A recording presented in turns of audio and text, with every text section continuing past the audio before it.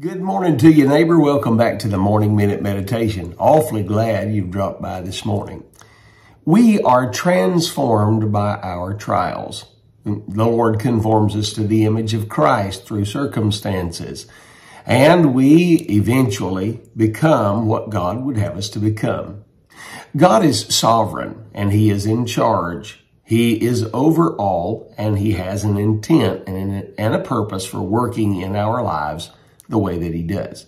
Oftentimes when you use the word sovereign in regard to God, people get all squirrely because they don't know which side of the fence you're leaning on. The truth is, for Bible believers and for great students of the Word of God, the Word does not shake them in any slight way because God is sovereign above all, over all, and in all, including our trials. The Apostle Peter made this mention about trials. He said, wherein you greatly rejoice, though now for a season, if need be, ye are in heaviness through manifold temptations, that the trial of your faith, being much more precious than of gold, that perisheth, though it be tried with fire, might be found unto the praise and glory and honor at the appearing of Jesus Christ. In other words, the Apostle Peter said that the trial of our faith is precious and that we ought to rejoice in it. I find that hard to do at times. You're speaking to a man, if you will, that has been through many trials, disease, death, financial reverses, and the list goes on. But through all of them, the Lord has blessed us. And out of all of them, precious things have manifest themselves.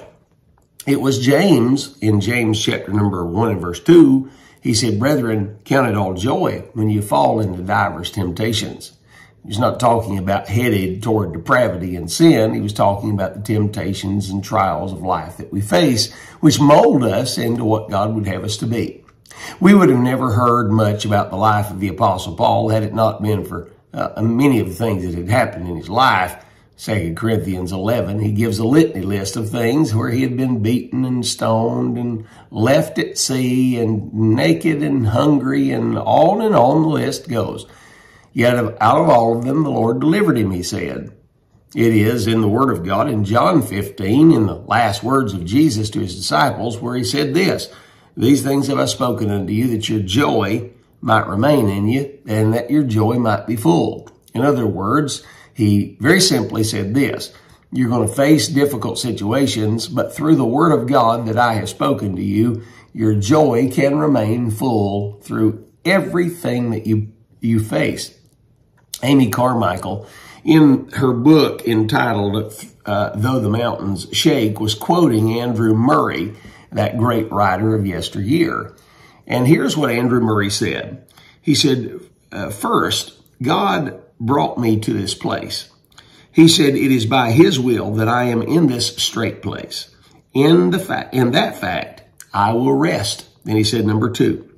He said, next, He will keep me here in this place, in His love, and give me grace to behave as His child while enduring it.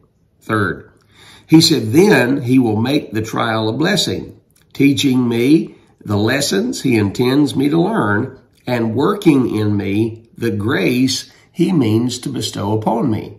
Fourth, he said, last, in His good time, He can bring me out again, how and when He knows best.